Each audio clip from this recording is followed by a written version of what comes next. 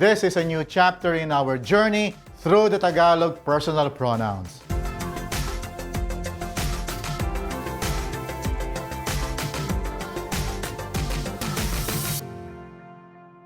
Kumusta po kayong? Welcome back to my channel, Let's Go Tagalog, the channel that is dedicated in guiding you in your journey in learning the beautiful language, Tagalog, the language of the Philippines. I am very excited today because we are starting a new chapter in understanding the Tagalog personal pronouns or words that substitute for names of people. Yes, we are starting our discussion on Group 3 personal pronouns. But before that, let's take a look at Group 1 and Group 2 personal pronouns so we can appreciate the difference of Group 3 personal pronouns. Group 1 pronouns have many names like direct personal pronouns, subjective personal pronouns, focus personal pronouns, and nominative personal pronouns. Group 1 personal pronouns include ako, tayo, kami, ikaw, ka, kayo, siya, sila. If you wish to review Group 1 pronouns, check out episodes 21 to 24. The links are in the description down below. Group 2 pronouns, on the other hand, are known with different fancy names like indirect personal pronouns, objective personal pronouns, out-of-focus personal pronouns, genitive pronouns, and possessive pronouns. The pronouns under Group 2 include ko, natin, namin, mo, ninyo, niya, nila. To review Group 2 pronouns, you can check out episode 25 to 39.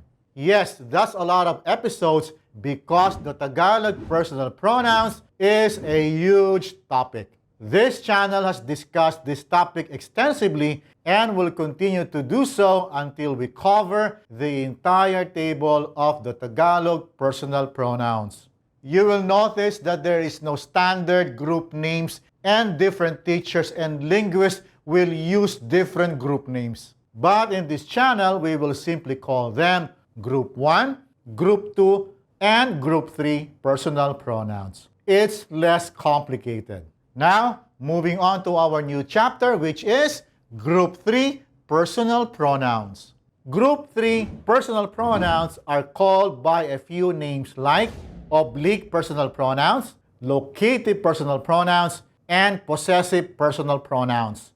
Group 3 personal pronouns include akin, atin, amin, iyo, inyo, kaniya, and kanila. There are several uses of Group 3 personal pronouns, including to express possession or ownership of something, to express relationship between two people or with a living thing, to express the location of something, and to use as the object of a sentence.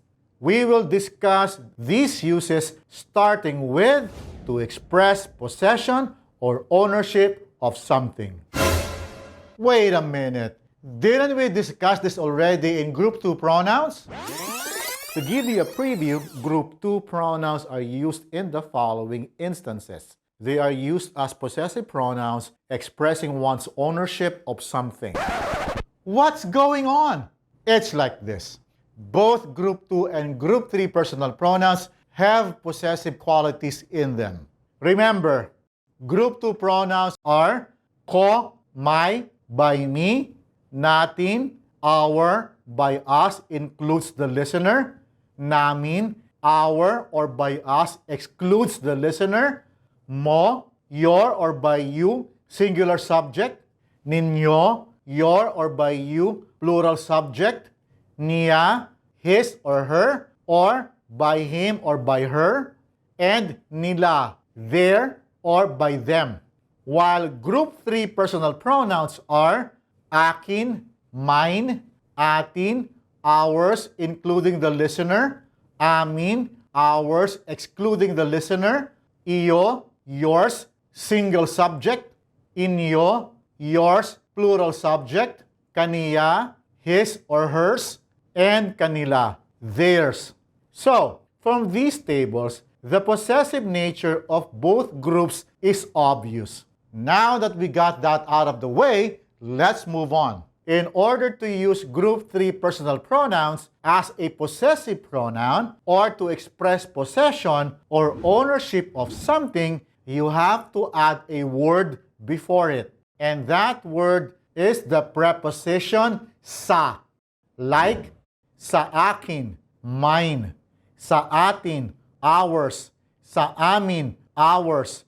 Sa iyo, yours. Sa inyo, yours. Sa kaniya, his or hers. Sa kanila, theirs. Let me illustrate in the following examples. Ito ay sa akin. Sa akin ito. This is mine.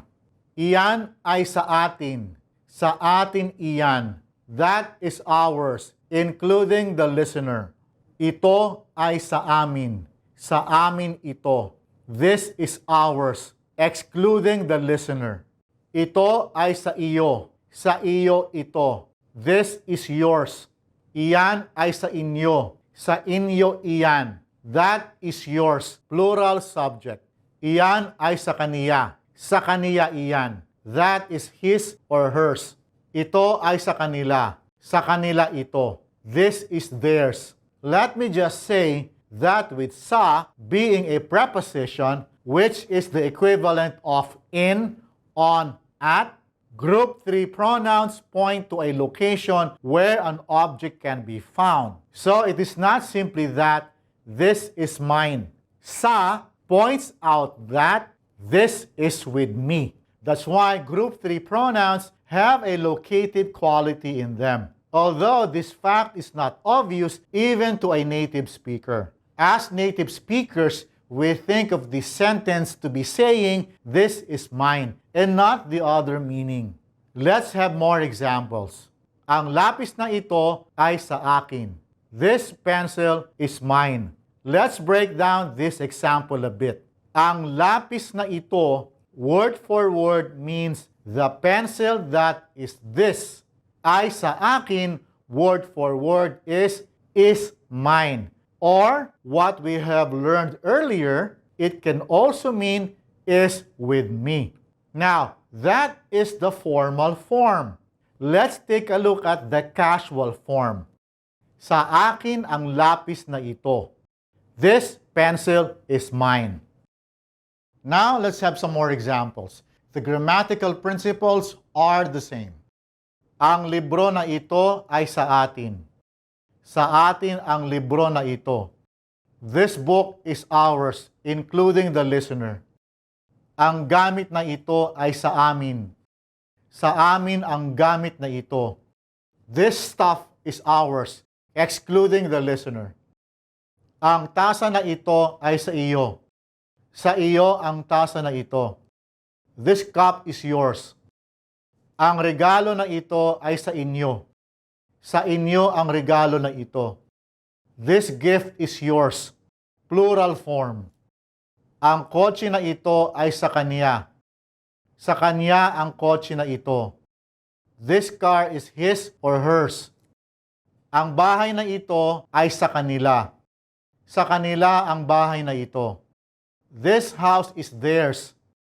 Cool? I hope the examples we discussed gave you a flavor of group 3 personal pronouns. This is just the start of an extensive discussion on group 3 personal pronouns. And we will have more examples in the next few videos. I hope you learned something new today, and if you did, please hit the like button. It will do magic to this new channel. I will see you next time. Maraming salamat at hanggang sa susunod.